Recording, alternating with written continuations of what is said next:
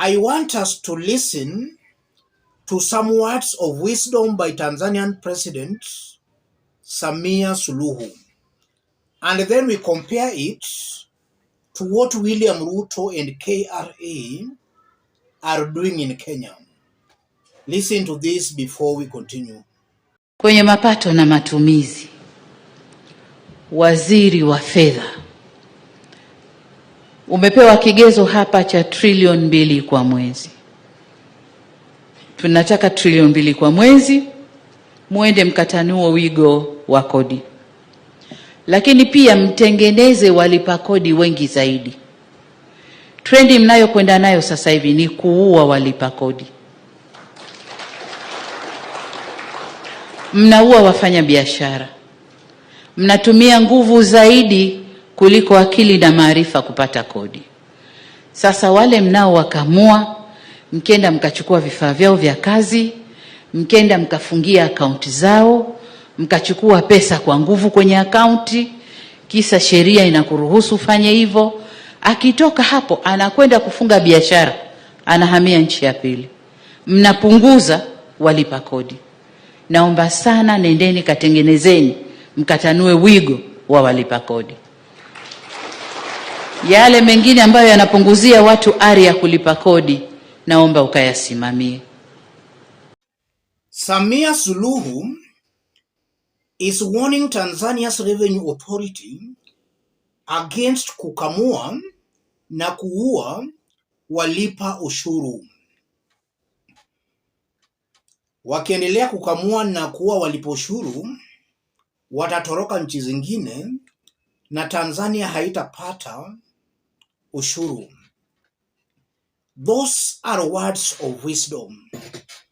How I wish William Ruto and his team could borrow some lessons, or rather some wisdom, from Tanzania's president. Look at William Ruto's government's policy.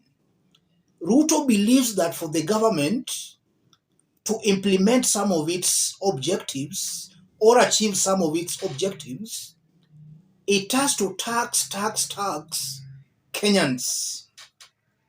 Ruto believes there is no development without overtaxing Kenyans. And we have seen what is happening. We saw the recently enacted Finance Bill 2023, a bill that has really made life very difficult for Kenyans. We also saw recently what's happening at the airport, something that pushed 2 Kenya Kwanza cabinet secretaries to hold 2 separate meetings at the airport, giving contradictory statements. So this government of William Ruto believes that for it to succeed, it has to tax Kenyans. What are the net effects of that? More Kenyans are shying away from some products. More companies are actually rendering their employees jobless. Ruto and his team should go back to the drawing board and fix things before it's late. I want us to dig deep into the remarks by Samia Suluhu for Kenyans to understand it better and for Kenyans to see for themselves that we are dealing with a very clueless team in Kenya. If you are watching us but you have not yet subscribed, subscribe, give this video a like. Let's proceed. Yes. Why do I believe Kenyans are dealing with a very clueless team? The first reason, William Ruto believes that for his government to achieve its economical goals, it has to overtax Kenyans. What is the net effect of that? Kenyans are shying away from some products that their taxes have been increased. Industries are rendering some of their employees jobless. And we have already seen that KRA has failed to meet its goals. It wanted to collect a certain amount of money, but because of overtaxation, Kenyans are actually shying away from even paying those taxes. So the overtaxation is making the government to lose more taxes. And it appears William Ruto is not learning anything.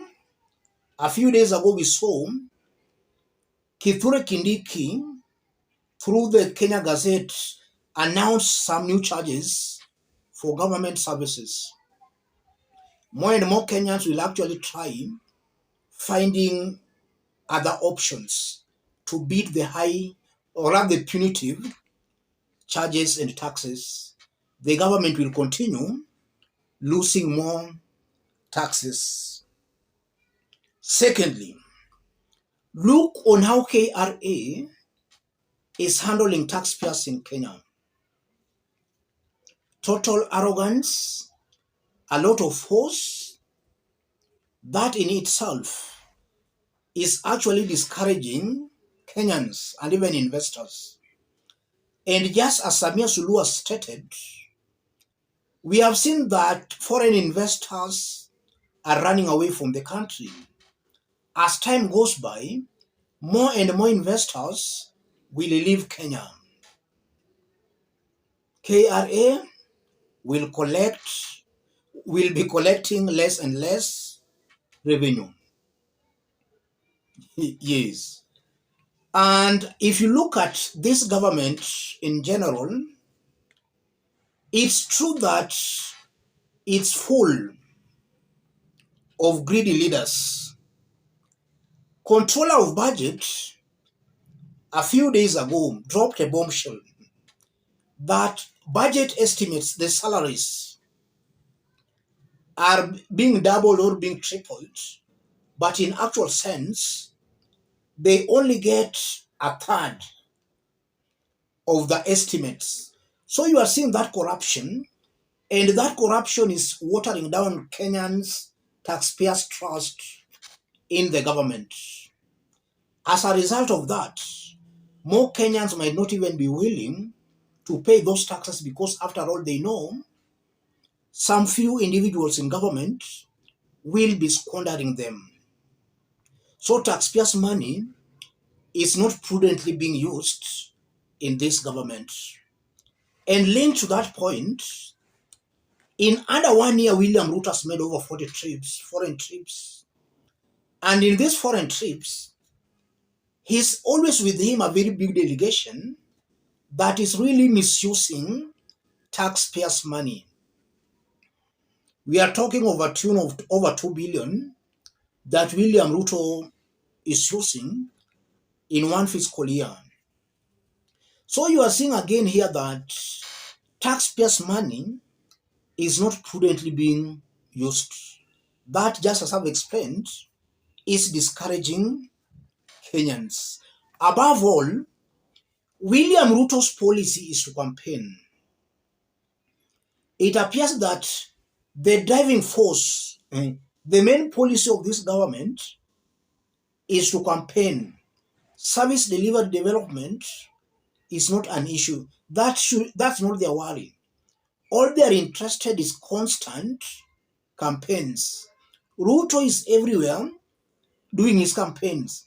His foot soldiers are equally doing their campaigns.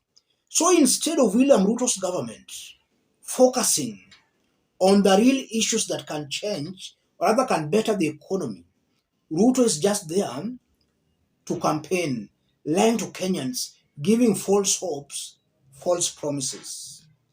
As I conclude, it's actually true that individuals who have been appointed in this government are not up to the task. In fact, most of them are not fit holding public offices. They don't just meet or rather pass that threshold on leadership and integrity. And when I talk about leadership and integrity, look at this government from top to bottom.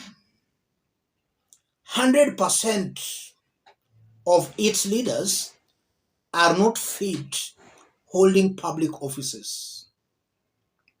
How I wish Kenya could have some wise leaders such as Suluhu. The ones we have in Kenya are a big embarrassment, serious letdown to millions of Kenyans. Yes, let me stop it there, ladies and gentlemen.